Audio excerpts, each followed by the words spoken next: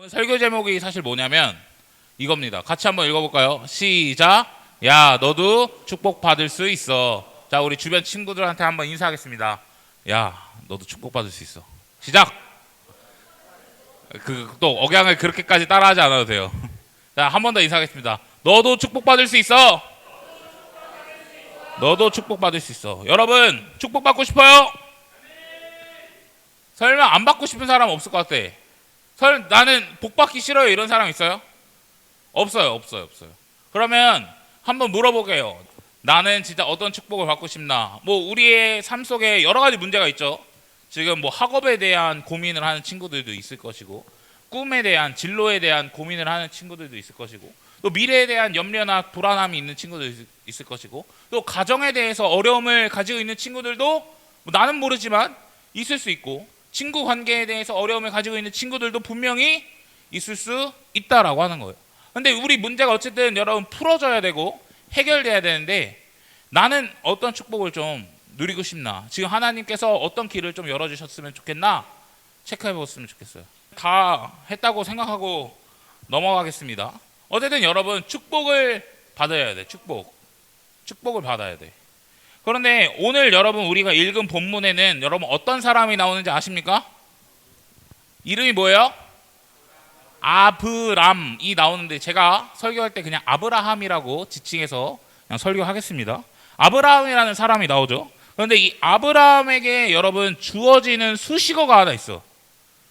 뭔지 알아요? 아브라함은 땡땡의 조상이라고 이야기합니다. 땡땡에 들어갈 말은 무엇일까요? 유빈이. 이야, 교회 학교를 안 다녔다. 이거 내가 볼 때는 윤우 이거 뭐야? 뭐가 들어가야 돼? 야, 몰라? 야 김하원 너 알지? 빨리 대답해. 민족의 조상.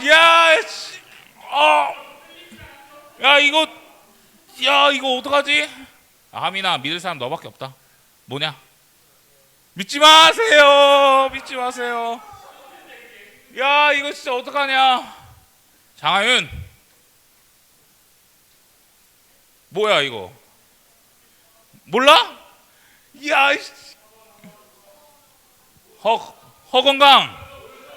허건강 말해봐. 뭐야? 우리의 조상? 아브라함은 우리의 조상. 아니, 틀린 말은 아닌데 이거 어떻게 해야 돼? 우리의 조상 이거 레전드네. 이거 어떡하지? 자, 저를 한번 따라해 주시죠. 아브라함은 믿음의 조상. 아브라함은 뭐라고요? 아브라함의 그럼 이야기의 포인트는 뭐예요? 믿음. 여러분 창세기 12장부터 한 23장, 24장, 25장 정도까지 아브라함 이야기가 나오는데, 여러분 제일 중요하게 봐야 되는 이 줄거리에서 제일 중요하게 봐야 될 포인트가 뭐야? 믿음. 아브라함은 뭐의 조상이라고? 믿음의 조상. 그러면 아브라함이라는 사람이 원래부터 믿음이 있었던 사람인가? 믿음이 좋았던 사람인가? 믿음의 조상이라고 하면 와, 믿음이 진짜 굉장할 정도로 크다는 거 아니야? 대단하다는 거 아니야? 그런데 이 아브라함이 처음부터 믿음이 있었을까? 우리는 생각해 볼 필요가 있다라고 하는 거예요. 근데 여러분, 먼저 어쨌든 이 아브라함에 대한 정보를 좀 살펴보려면 가족의 이야기를 좀 살펴볼 수밖에 없는데, 이 아브라함의 아버지가 이 창세기 11장에 나와요. 창세기 11장. 근데 그 말씀을 이 데라라는 사람이 나오는데, 이 데라라는 사람을 어떻게 언급하냐면 여호수아서에서 이렇게 이야기해요. 여호수아서 한번 보여주세요. 여호수아가 모든 백성에게 이르되 이스라엘의 하나님 여호와께서 이같이 말씀하시기를 옛적에 너희의 조상들 곧 아브라함의 아버지 나홀의 아버지 데라가 아버지입니다. 데라가 어떤 사람이에요? 근데 강가 저쪽에 거주하며 뭘 했어요? 다른 신을 섬겼다. 그러니까 쉽게 이야기하면 우상을 섬긴 거예요. 하나님 외에 다른 것을 섬기고 있다 이거죠. 그러니까 이 아브라함의 아버지는 우상을 섬겼어요. 그러면 여러분 그때는 가장이 모든 게 다 최고인 거 알죠? 그러면 아브라함도 자연스럽게 사실 하나님을 섬겼을까? 우상을 섬겼을까? 우상을 섬겼을 확률이 다분하다 이거예요. 다분하다. 그러니까 우상을 섬기고 우상의 집안, 우상의 이 모습을 가지고 있는 모습이 아마 아브라함에게 모습도 있었다라고 하는 것이죠. 그런데 단순히 여러분 데라라는 이 사람이 아브라함의 아버지가 우상을 섬기는 자, 이 정도에서만 그치지 않아. 구약 성경 외경이라고 우리는 뭐 정경으로 받아들이지 않는 그런 문서들이 있는데, 여러분 그 문서 중에 희년서라는 게 있는데, 그 희년서의 내용에 보면 뭐라고 이야기하냐면 이 데라라는 사람은 우상을 조각하는 사람이라고 이야기해요. 그러니까 그 신들이 왜 만들어졌냐? 그의 아버지가, 그러니까 아브라함의 아버지가 조각했기 때문이다라고 이야기해요. 결국 이 조각하는 걸 뭘 하는 거예요? 우상을 만든 거예요, 안 만든 거예요? 우상을 만드는 사람이었다는 거죠. 그러니까 지금 아브라함의 집안은 사실 단순히 그냥 이 우상을 믿고 이방 신들을 따르고 다른 신들을 섬기는 그냥 그 정도의 수준이 아니라 우상을 만든 사람, 우상을 제작하는 그런 집안의 사람이었다라고 하는 것이죠. 그렇다면 아브라함도 우상의 영향을 받았을까 안 받았을까? 분명히 받았을 거예요. 그러니까 처음부터 하나님을 섬기는 자는 결코 아니었다라는 거죠. 그러면 처음부터 믿음이 좋았을까? 믿음이 있었을까? 없었다라고 이야기할 수 있다라고 하는 거죠. 그러면 우리는 이런 고민을 할 수 있어요. 도대체 하나님은 왜 아브라함을 선택하셨는가? 하나님은 왜 아브라함을 부르셨는가?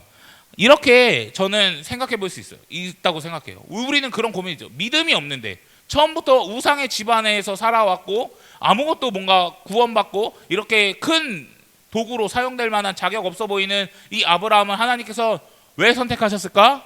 저는 이렇게밖에 대답할 수밖에 없다고 생각해요. 하나님 마음입니다. 하나님 마음이에요. 내 마음이에요. 그러니까 하나님이 이 아브라함을 보고 아브라함이 내 말씀도 잘 듣고 그리고 성경도 잘 보고 기도도 잘하고 그러니까 여러분 하나님이 선택했다? 그러니까 믿음의 조상이다? 그런 게 아니다라고 하는 거예요. 분명히 믿음이 없는 사람이고 하나님을 섬기지 않는 사람이지만 그 집안의 사람을, 이 아브라함이라는 사람을 분명히 하나님께서는 주권적으로 선택하고 불러주셨다라고 하는 거죠. 그러니까 결국의 결론은 뭐예요? 하나님 마음이다라고 하는 거죠. 여러분 사도행전 7장에 보면 이 스데반의 설교가 나오는데 거기서 이런 말을 합니다. 우리 조상 아브라함이 하란에 거주하기 전에 아직 메소포타미아에 있었을 때 영광의 하나님께서 그에게 나타나셔서 말씀하시기를이라고 이야기해요. 그러니까 영광의 하나님이 지금 찾아온 거예요, 안 온 거예요? 찾아왔다 이거죠. 아브라함이 하나님 저 만나주세요, 저를 믿음을 허락해 주세요, 이렇게 해서가 아니라 영광의 하나님이 그에게 주권적으로 임재하셨다라고 이야기할 수 있다라고 하는 것이죠. 그럼 여기서 중요한 포인트는 뭐예요? 아브라함은 한 게 있을까 없을까? 한 게 없어요. 아브라함이 노력한 게 있어요 없어요? 없어요. 그럼 이 아무것도 안 했는데 은혜로 주어졌으니까 이걸 모르는 뭐라고 이야기할 수 있을까? 공짜라고 이야기할 수 있는 거예요. 은혜라고 이야기할 수 있다라고 하는 것이죠. 그러니까 우상을 섬기고 살았던 이 사람이 하나님 저 복 받고 싶어요, 하나님 저에게 복을 내려주세요라고 기도하기 이전에 하나님께서는 아브라함을 부르시고 선택하셔서 그 사람을 민족의 이 믿음의 조상으로 세웠다라고 하는 거죠. 그러면 하나님께서 그에게 찾아오셔서 어떤 축복을 주시길 원했는가? 분명히 선택했으니까 이유가 있는 거죠. 어떤 축복을 주시길 원하는가? 우리 2절 말씀, 창세기 12장 2절 말씀 같이 한번 읽겠습니다. 시작. 내가 너로 큰 민족을 이루고 내게 복을 주어 내 이름을 창대하게 하리니 너는 복이 될지라. 아멘. 큰 민족을 이루고 여러분 복을 주어서 이름을 창대하게 한다고 해요. 그리고 그 뒷부분에 보면 땅의 이야기도 하거든요. 우리가 읽지 않았지만, 그러니까 하나님께서 결국 그에게 주신다는 것은 땅도 그리고 자손도 그리고 이름도 이렇게 드러내게 하는 여러 가지의 축복, 단순히 뭔가 영적인 축복뿐만 아니라 우리에게 주어지는 그런 물질적인 축복도 하나님께서는 분명히 허락해 주신다라고 이야기를 하는 거죠. 그런데 이 믿음, 이 복을 얻기 위해, 이 하나님의 축복을 얻기 위해 필요한 게 있어요. 필요한 게 있어. 1절 말씀 같이 한 번만 더 읽어볼게요. 시작. 여호와께서 아브라함에게 이르시되 너는 너의 고향과 친척과 아버지의 집을 떠나 내가 내게 보여줄 땅으로 가라. 아멘. 여러분 우리 이 문장을 보면 그러면 우리 이렇게 생각해 볼 수 있을 것 같아. 축복을 받기 위해선 무언가 해야 되는구나. 1차적으로 이렇게 생각할 수 있거든요.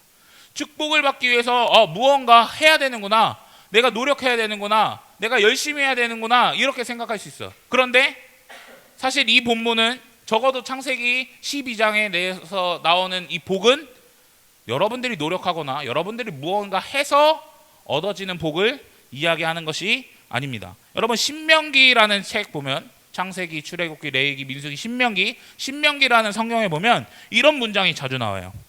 네가 만일 뭐뭐 하면 내가 뭐뭐 해줄게라는 하나님의 이 축복의 이 구절들이 나와.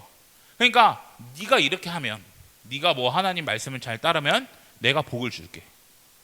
네가 우상을 섬기지 않고 이렇게 하면 내가 이렇게 해줄게. 이런 조건이 붙은 이 축복에 대한 이야기가 많이 있어요. 하지만 이 본문은 그런 본문이 아니라고 하는 거예요. 그러니까 여기서 창세기 12장에서 너의 고향과 친척과 아버지의 집을 떠나서 내가 보여줄 땅으로 가라는 건 네가 이렇게 떠나면 내가 뭐뭐 해줄게 라고 이야기하는 구절이 아니라고 하는 거예요. 이것에서 중요한 포인트로 누려야 되는 건 뭐냐? 생각할 수 있어야 되는 건 뭐냐? 믿음을 요구하신다는 것을 여러분 기억해야 돼요. 여러분 아브라함에게 너는 지금 아버지의 집을 떠나고 고향을 떠나고 부모님 떠나고 다 모든 걸 떠나라는 건 그 행동 그것을 요구하는 것이 아니라 믿음을 요구하고 있는 거예요. 믿음을 요구하고 있어요. 그래서 하나님께서 아브라함에게 원하시는 것은 궁극적으로는 무엇이냐? 믿음이라고 이야기하는 거예요. 믿음. 그러니까 우리에게 필요한 것은 무엇일까? 믿음이라고 이야기할 수 있다라는 거예요. 여러분 근데 아까 아브라함이 어떤 사람이라고 했죠? 아브라함 집안이 어땠죠? 우상을 섬기고 우상을 만드는 집안이라고 했어요. 그러니까 하나님에 대한 믿음이 사실 있어요, 없어요? 없어요. 없으니까 하나님이 요구하시는 게 뭐예요? 믿음을 요구하고 있다라고 하는 거예요.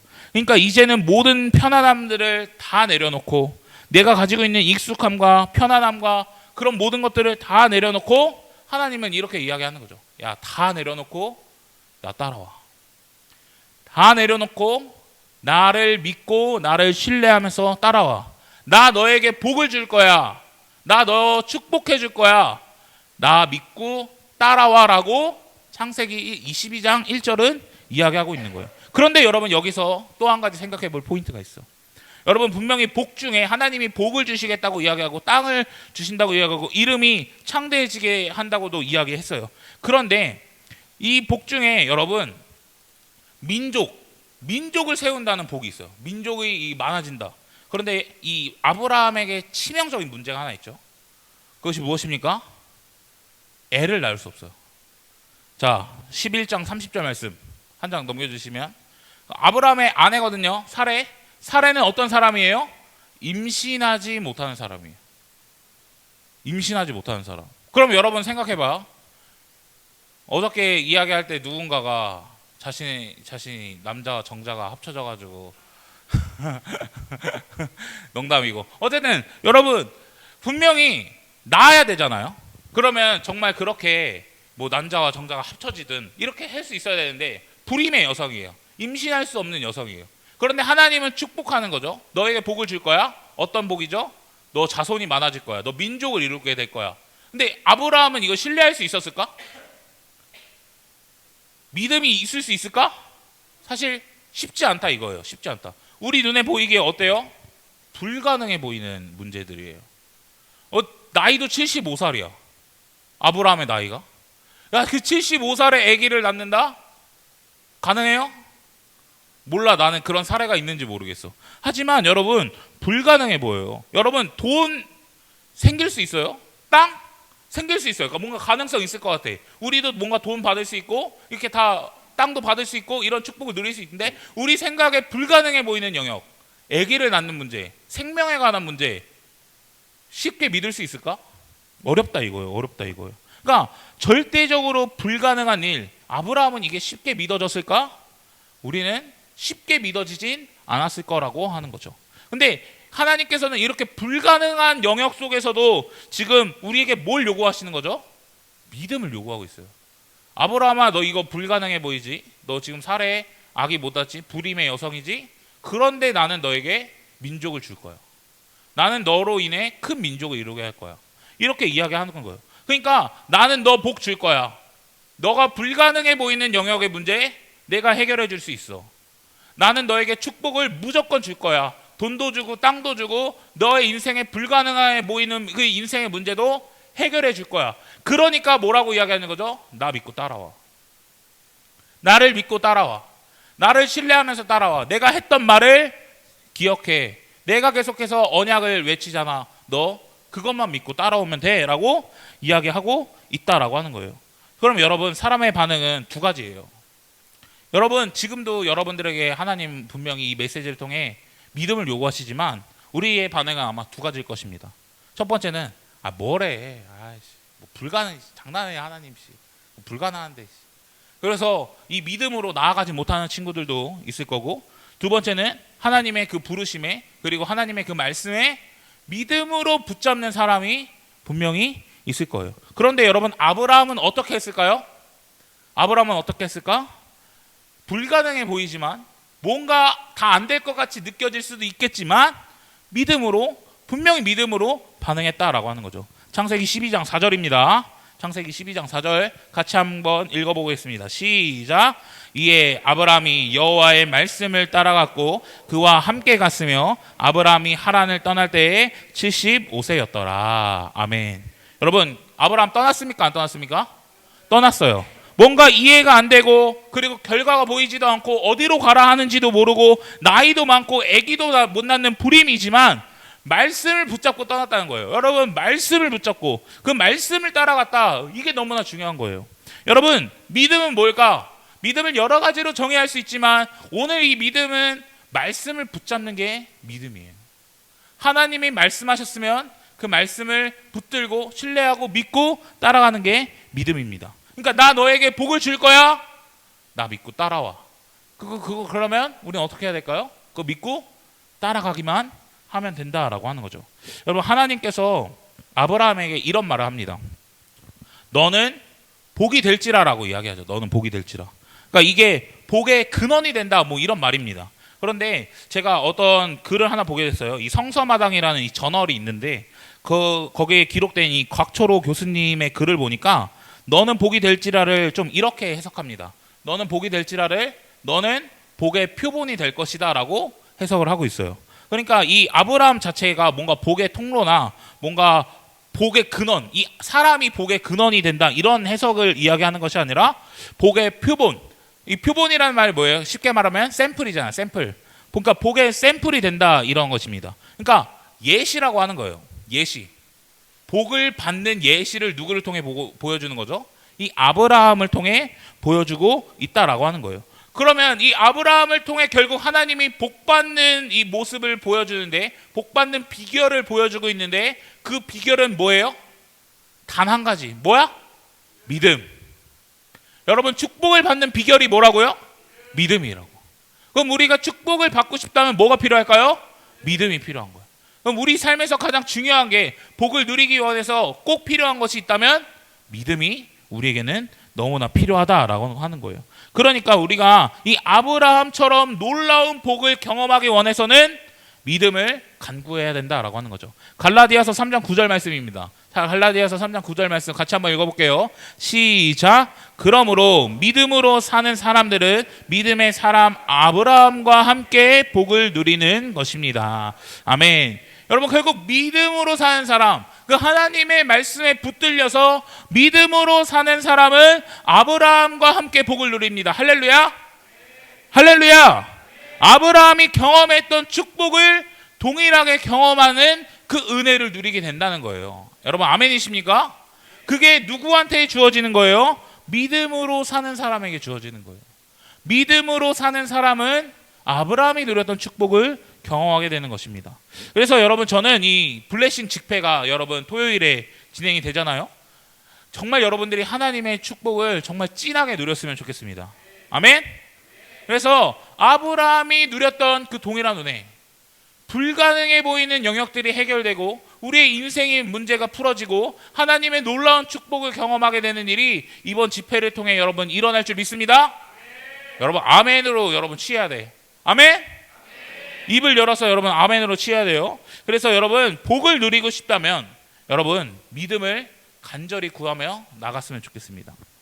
근데 여러분, 좀 이런 이야기를 해주고 싶어요. 아브라함의 믿음이 여러분 완벽했을까? 그 12장에서 이 떠나는 이 발걸음이 믿음이 뭔가 100% 완벽했다고 이야기할 수 있을까? 사실 그렇게 이야기할 수 없다라고 하는 거예요.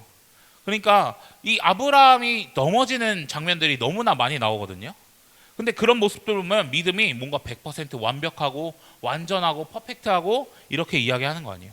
뭔가 불안하고 넘어질 것 같고 흔들리고 이런 모습이 분명히 보여진다라고 하는 거죠.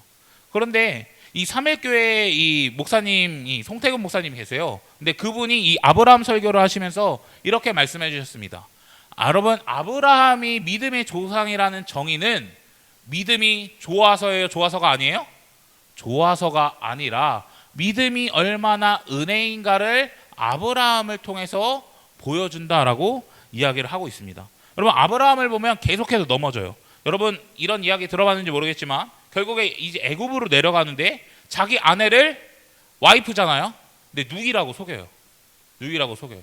근데 이것도 믿음의 모습이 아니라고 이야기를 한다라고 하는 것이죠. 그러니까 그리고 아들을 이 첩을 통해서 낳게 돼요. 이스마엘이라는 사람을 낳게 돼요. 그런데 이건 아주 불신의 표본을 보여주는 거예요. 왜?